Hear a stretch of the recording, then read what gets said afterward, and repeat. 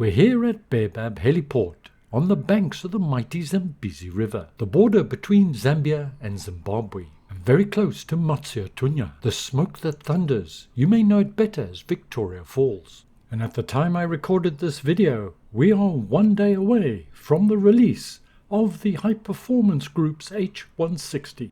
And it is, in my opinion, not only exquisite in its detail or its depth of systems, but the best helicopter yet released for Microsoft Flight Simulator. System-wise, it's highly detailed yet fully automated. You can dig into the system depth as much as you want, but for a noob helicopter pilot like me, it's an absolute pleasure to fly. There's plenty of reviews out there, but in this video, well, we're going to be doing a quick start guide. We'll keep it more or less realistic, but we won't be turning every dial or flicking every switch, or covering all the features and functions. That's a 1-hour video. We'll be taking the H160 from cold and dark and get you in the air. Welcome to the Sim Hangar. My name's Mark. Thank you very much for watching, and let's get started with a quick word from this video sponsor. Flight Sim Builder is an American-based company that provides navigational units such as the GNS 530 and 430 and G1000 for use with X-Plane and Microsoft Flight Simulator. I have personally used these items and recommend them. If you'd like to know more, check out my videos, link in the notes below. These Flight Sim peripherals allow you to take advantage of the pop-out panels available. In the case of Microsoft Flight Simulator, it's auto-configures, and anything you can do in Sim, you can do with these units, and provides great tactile feedback, including twin rotary dials and push buttons, very reasonably priced in comparison to the competition. Link to Flight Sim Builder's website in the notes below. Our tourists are on board, ready for their 20-minute flight over the falls. The lady at the back there looking suitably nervous. Perhaps she's flown with me before. But she needn't have worried. I've got my competent co-pilot looking a little stern. Perhaps it's something I said. Anyway, enough waffle. Let's get on with it. First of all, let's bring up our tablet. We do that by clicking here. And there's a wide range of different features, functions, etc. that you can do. Interestingly, a little nav map integration is built in, but really there's only two icons we're interested in. This, the settings, and that one, the autopilot. Click on the settings cog and a range of options are presented. The first tab is crew and payload. Most of it is fairly self-explanatory. We can open and close individual doors here if we wish. This helicopter comes in two variants, civilian, which is this one, and a luxury version. Moving to the second tab on this page is equipment. Here again we can define various things, including the storage cover, subject to the current weather conditions. The option tab allows us to use it with various third-party software such as GTN 750, as well as how you'd like your units displayed. And under the setup tab you can define how realistic you want it or otherwise. Back to the first tab, just to adjust the number of tourists on board. I think that'll do. And now that you can find your way around, let's have a quick look at the autopilot. We'll be covering this a little bit later. Also includes a tab for lights and doors. You can activate your lights directly here from the tablet, or if you prefer, you can do it by selecting any of the individual switches. It's up to your preference. Yes, I know, get on with it. If we select the Doors tab, we get the option to close all the doors, which is exactly what I'm going to do, and is step 1 of our startup. There we are, we have confirmation all the doors are closed. Let's just check that the parking brake is on. It's now on. Next we need to head up to the overhead panel and turn the batteries on for engine number 1. That's now on, and exactly the same for engine number 2. We now have battery power. And we can turn both generator switches on for both engine 1 and engine 2. Battery and generators on. We can also turn on our RA switches, radar altitude, and our FMS switches as well. Let's get both of those on. But of course we're draining our battery, so we'll also take the opportunity to attach our GPU. We do this by clicking the button, and our GPU cart is attached. There it is. Next, let's carry out the lamp and audio test. Audio test. Audio's good. We can check the lamp test by once again having a look at our main display, and it's lit up like a Christmas tree. All good here, so once again back up to the overhead panel and return the switch to its center position. Test is complete. Turning our attention to the multifunction display directly in front of the pilot, we can see a number of messages informing the pilot of the actual status, and it's flashing indicating acknowledgement needed, and we do that by pressing the button here. Pay attention to these messages. Some are red, which is to be expected as we haven't started our engines yet. Staying with the multifunction display, if we select the appropriate soft key, this one's our barometer, it's highlighted, and then if we turn the dial at the bottom, we can adjust the units for the selected item. Flying on live weather today, and it's 1017 hectopascals. We can also do exactly the same. Decision height, for example, we highlight that, turn the dial again, and I think I'll set decision height today at 200 feet. There we go, done. On the left, multiple presses of the nav soft key can change our nav source from GPS, ILS-1, ILS-2 and so on. And yes, you can fly a full ILS approach in the H160, as well as SIDS and stars, depending on the navigational equipment on board.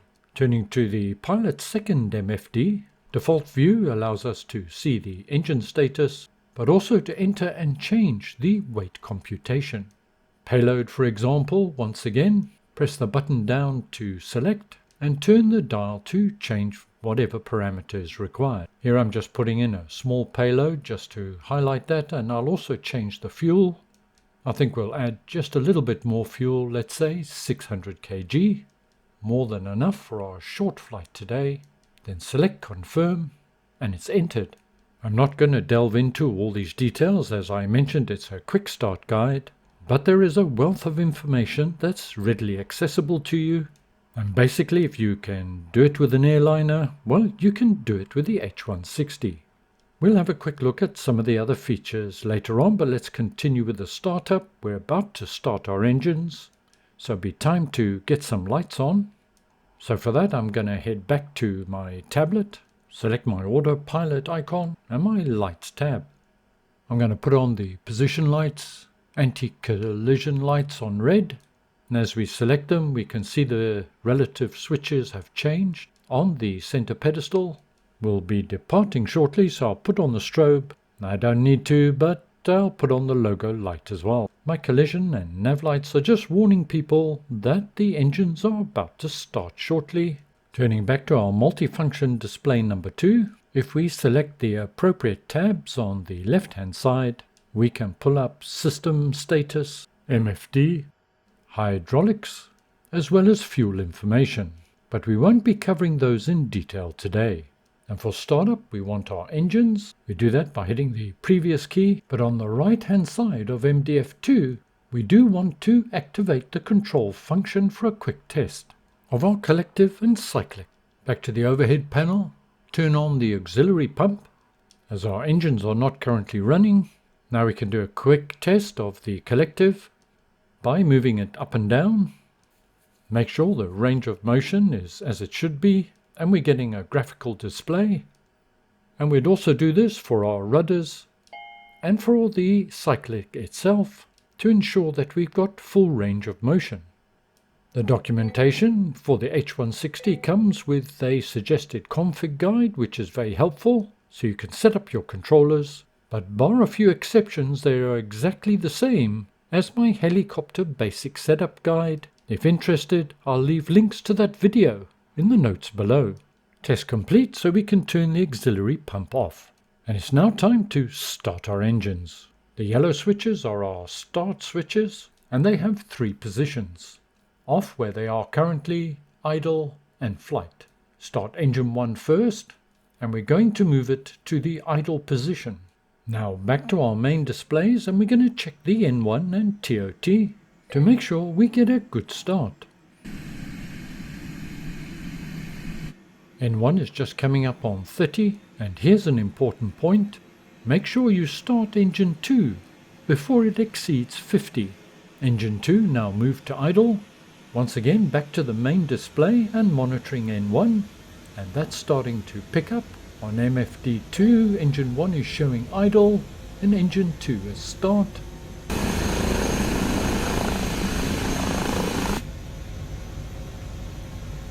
As mentioned previously, we just keep our eye on the messages and status and acknowledge as needed. We have a good start, engine 1 and 2, so we can go and turn off the ground power unit. We don't need that anymore, and the external view shows us it's gone. Check that the auto trim is on. No light means it's on. This is essential, otherwise flying will be next to impossible. Turn on our backup and autopilot 1 and autopilot 2. Note our status has changed on MFD1. Green is good to go and white is advisory only. Before departure we must turn on our emergency switch. That's now on. Almost ready to go now, so we can do our pre-flight check, and we do this by pushing this switch forward, and on our MFD it's got pre-flight test underway. And now we'll just wait until it says OK. That indicates we're ready to go and we can complete our startup process. Whilst we're waiting for that, we can check a couple of things.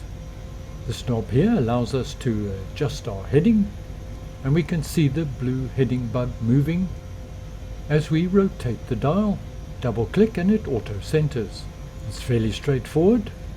The knob upmost right adjusts altitude, and you do have a vertical speed option, which we'll see later on in the autopilot, and you can see the selected altitude being displayed on MFD number 1. I can also select my chosen airspeed, as well as a number of other functions, but we won't cover it in detail in this guide. On our advisory panel, it's indicating that our pre-flight test is complete and OK, so once again we can head up to the overhead panel and we can turn that switch off. We return it to the center position. If you are following a full startup process, there are numerous other tests that can be done. Selecting the hover soft key, you can change various displays, including this one, and if you're not too experienced, this will help you manually maintain a hover by remaining in the circle.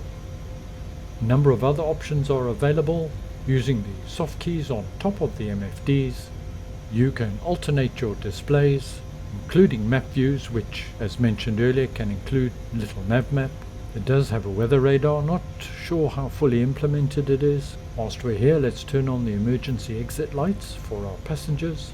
This is our weather radar knob here. Turn it to test, and we can see the test pattern displayed on the map view.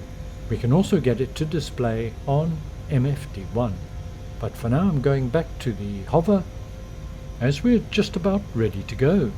So head back to your overhead panel and we're going to switch on engine 1 and engine 2 into the flight mode. And the switches should lock into position.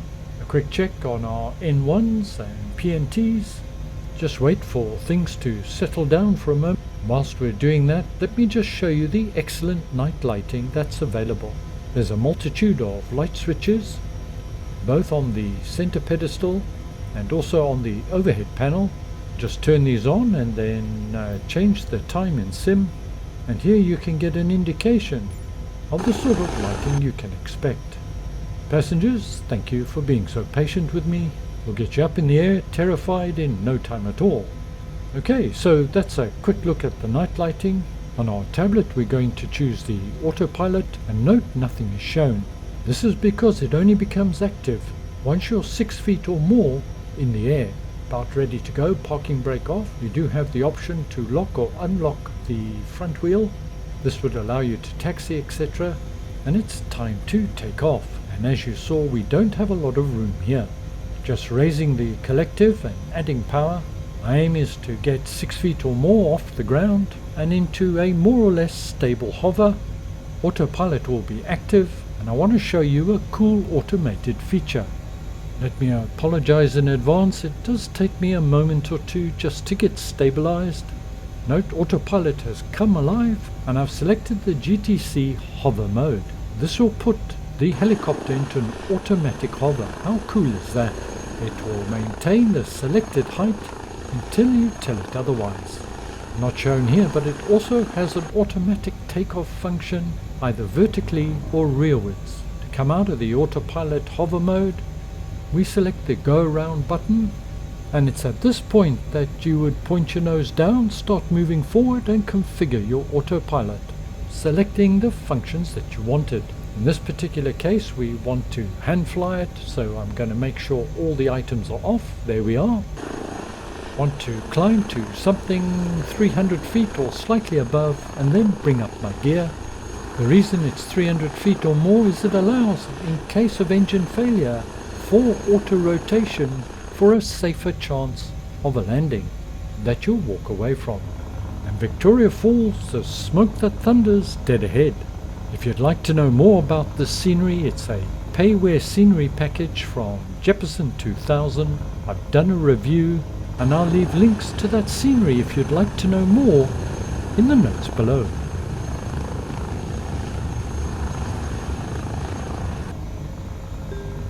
At $50 this is fairly expensive. The High Performance Group are to helicopters what PMDG and Phoenix are to airliners. If you want what's in my opinion the best helicopter in Microsoft Flight Simulator, well, it is without doubt the Airbus H160 from High Performance Group. This guide is not for the purists. It is what it says on the tin, a quick start guide, and I hope that you'll find it useful. With the helicopter you'll get a comprehensive startup checklist, so if you want the detail, it's there. And please note, of course, mine is a preview copy. Final version may change slightly. Thank you very much for joining me today. I hope you found it useful and informative. Stay well, see you soon, and ciao for now.